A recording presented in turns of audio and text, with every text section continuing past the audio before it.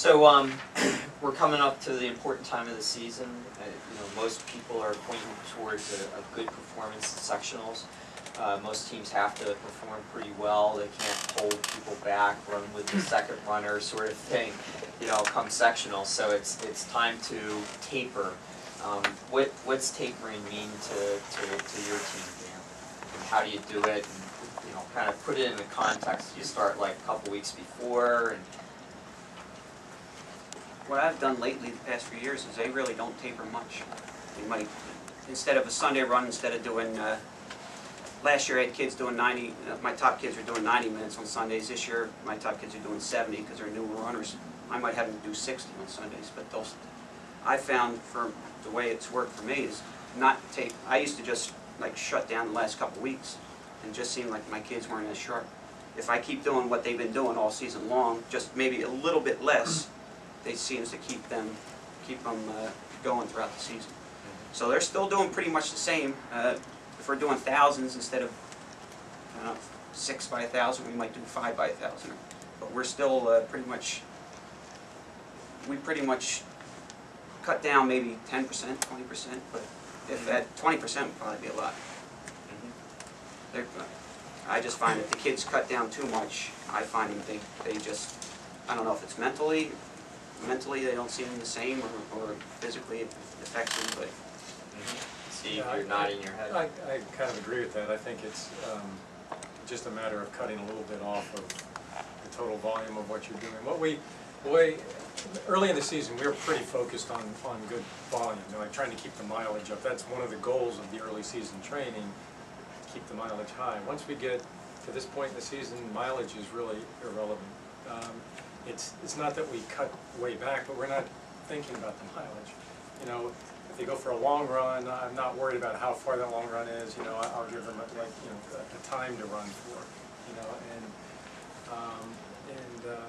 What becomes important now are 3 things. One, workouts. You want to make sure your workouts are quality. 2, the races obviously are the most important thing, and 3, resting.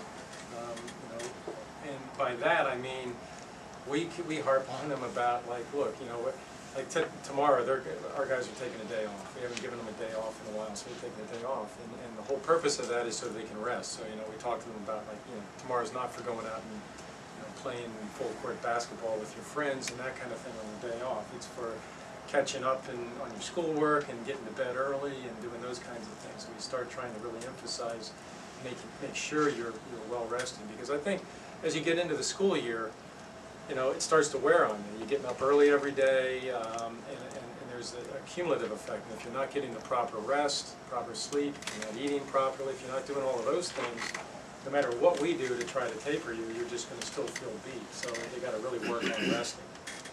Mike, let me switch the question around a little bit for you. Okay. You can answer the other question too, but it's just a slight variation. So, the typical rule of thumb is you do longer, slower types of stuff at the beginning of the season. You do shorter, faster stuff towards the end of the season. Can you give us some examples of what you guys do in that regard, if you follow that type of pattern?